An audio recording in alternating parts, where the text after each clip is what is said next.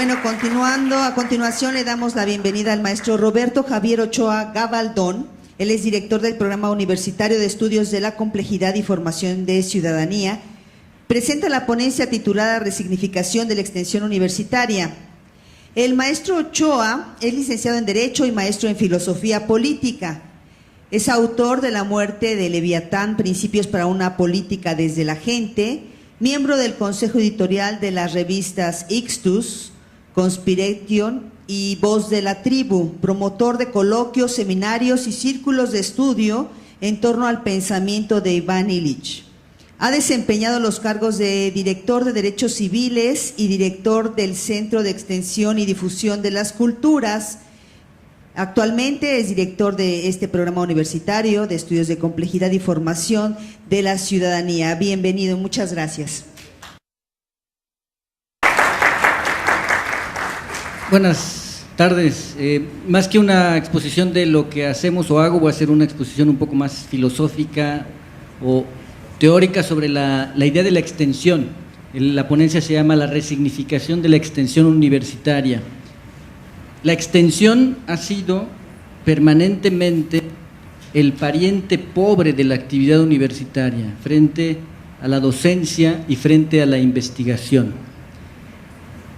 Aunque en las universidades latinoamericanas la palabra extensión tiene ya una larga historia, ha permanecido en el tiempo una continua indefinición sobre su sentido y sus objetivos, desde enfoques fuertemente colonizadores que pretenden llevar la cultura al pueblo, hasta aquellos con potenciales liberadores.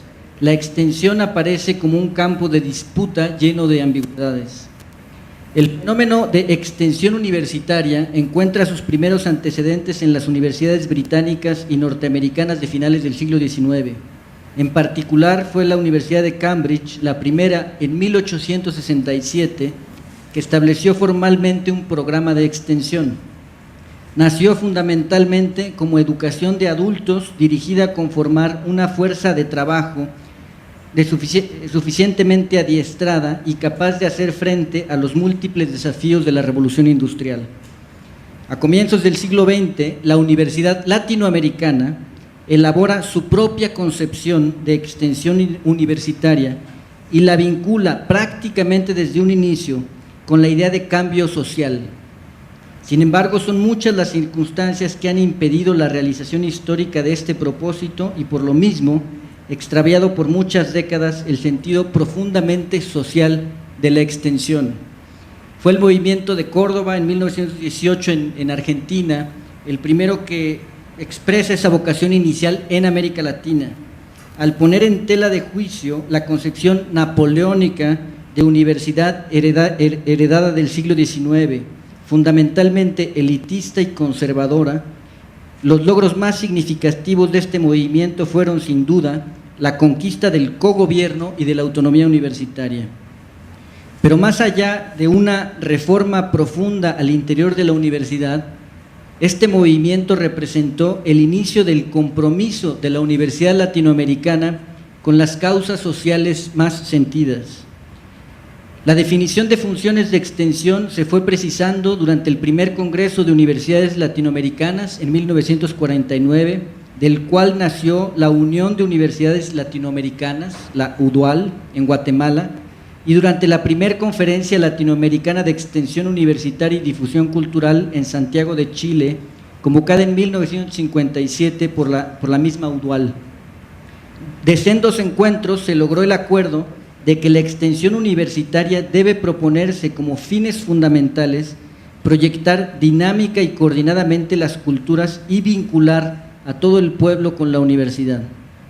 Bajo la influencia de Paulo Freire y su pedagogía de la liberación, durante la segunda Conferencia Latinoamericana de Extensión Universitaria y Difusión Cultural, celebrada aquí en la UNAM en febrero de 1972, se buscó dar un giro a la concepción y práctica de la extensión a fin de concebirla como una acción destinada a sacar a hombres y mujeres de la alienación y a contribuir a la creación cultural y liberación social desde la autonomía.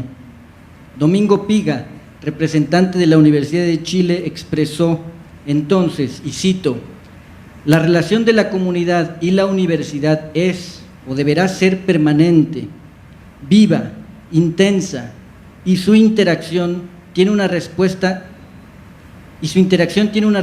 dialéctica que será positiva en cuanto la universidad sea crítica y esté al servicio de las transformaciones de la economía, de la política y de la sociedad. Ahí es el fin de la cita. Más allá de la unidireccionalidad, la extensión universitaria comenzó a ser comprendida como la constante interacción entre la universidad y los demás componentes del cuerpo social. No es de la universidad hacia afuera, sino un constante diálogo.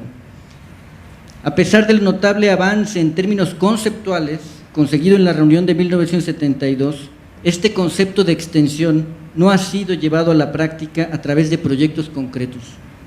Por el contrario, es posible observar en la práctica de la extensión un notorio proceso de involución o devaluación de esa concepción que ha convertido la extensión en una actividad marginal y decorativa, lo que decía al principio, que se mantiene como una actividad marginal que se orienta al entretenimiento o al espectáculo en general en las universidades de América Latina para las grandes élites. Este hecho se observa principalmente a partir de la década de los 80, tal como lo reporta Alberto Huerta Porras. El carácter renovador y revolucionario de esta función universitaria se vino definitivamente a pique durante la década de los 80, década que comporta uno de los mayores momentos de dificultad económica en la historia de nuestros pueblos, circunstancia que permitió la entrada, como en un choque cataclísmico, del proyecto neoliberal.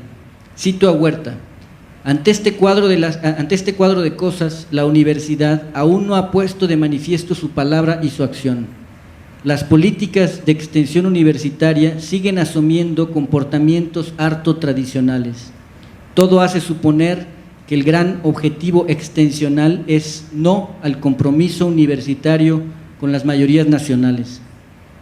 Hasta ahí el fin de la cita. Así, las tareas de extensión se desarrollaron poniendo énfasis en un concepto emparentado al de transferencia del conocimiento, o lo que es lo mismo, del quehacer propiamente universitario hacia el entorno social. La aplicación de esta lógica siguió siendo unívoca y unidireccional. Es el conocimiento de la universidad que se transfiere a la sociedad.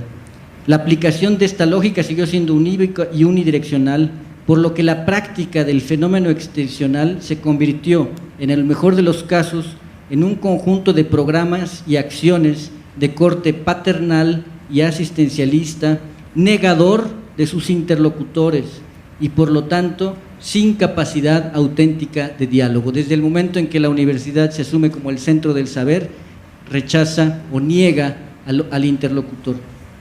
Esa es la idea central de la resignificación de la extensión universitaria, particularmente en la administración actual del rector Alejandro Vera. Se puso mucho énfasis también en el PIDE, ya lo mencionaba Alberto Gaitán en la mesa anterior. Se creó incluso un centro buscando que la extensión ocupara, no quedara en los márgenes, que volviera a ocupar una función sustantiva como debería ser. Y la otra lógica de la resignificación es esta bidireccionalidad, es de ida y vuelta, es una acción, es un diálogo. Lo mencionó también el maestro Gaitán en la mesa anterior, este concepto que se incorpora de diálogo de saberes permite abrir esa puerta. Hay saberes afuera y adentro de la universidad, y ese diálogo es lo que en realidad va a permitir pues la transformación de la sociedad. Menciono de volada que en estos últimos años se ha asumido, como dice Piga, la intención de que la universidad esté comprometida con las causas sociales más sentidas. Tampoco es un diálogo en blanco. Con la sociedad no se habla bueno, nos sentamos, ¿qué tienes que decirme? Obviamente partimos desde un presupuesto. Hay algo muy sentido en la sociedad, análisis que pueden hacernos detectar causas sociales.